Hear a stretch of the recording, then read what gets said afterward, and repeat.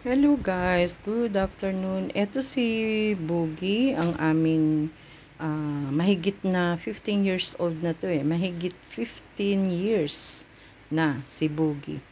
Ngayon, sa katandaan na, pina-check upan namin, tapos hindi na siya makalakad eh.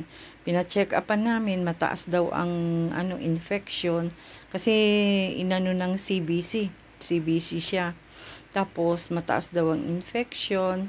Yun ang sabi ng doktor. O kaya ngayon, meron siyang antibiotic. Binigyan siyang antibiotic at saka pampataas ng kasi bagsak na ang hemoglobin niya. Ngayon, lumakas-lakas na siya. Ngayon, ito daw ang tinatawag na wheelchair sa aso.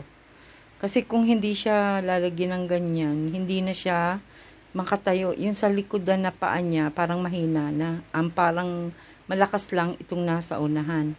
Kaya kailangan niya ng ganyan. Kaya binilhan ng anak ko ng wheelchair. Wheelchair daw ang tawag niyan para sa aso. Ngayon, ito, balik siya sa kanyang paglalakad. Kasi dati na siya na ganyan. Lakad na lang ng lakad.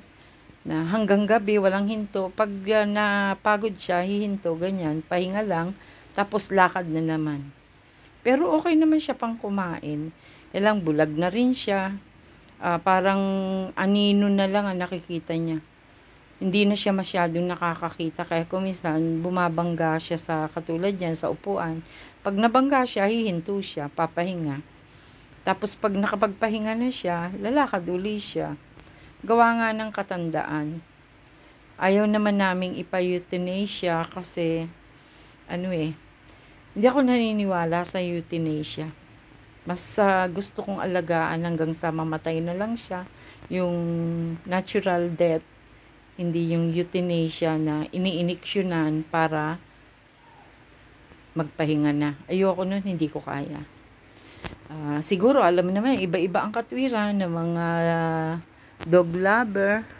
Pero sa amin, ayoko talaga. Hindi ko gusto na siya, na injectionan siya para matulog na ng tuluyan. Kaya iyan. Yung isa, matanda lang sa kanya ng 1 taon, si Bruno. Yan, si Bruno. Matanda lang yan sa kanya ng 1 taon. Magkapatid yan eh. Pero ang nanay nila, Pomeranian, patay na rin. Yung isa,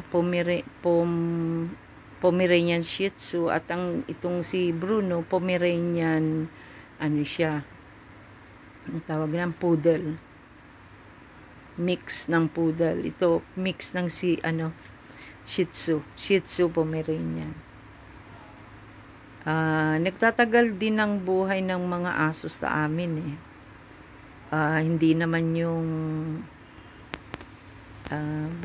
merong namatay na rin sa sakit. Yung isang golden retriever namin, may sakit siya.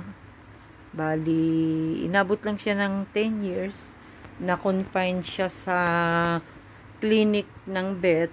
Na-confine siya. 3 days lang, namatay din. Gumastos kami ng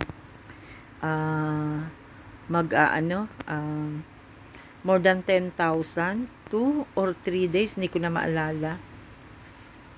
Pero namatay rin yung namin, yung golden retriever na isa. Kumbaga sa kung kaya pang lumaban ng aso, pinipilit naming buhayin. Pinipilit namin bigyan ng sapat na gamot, pagkain, ibigay na. Ito kasi talagang katandaan na eh. Kumbaga sa na, ibigay na kung kahit na anong pagkain, ibigay na. Kasi nakakaawa naman nga ang aso kung ipapa-euthanasia mo, yung papatayin. Yan ang euthanasia, yung ginagawa na yun sa mga hayop. Pag may matinding sakit na o kaya ganyan, dala ng katandaan na para hindi na mahirapan, pinapa-iniksyonan nila ng gamot para matulog na ng tuluyan. Pero sa akin nga, hindi ko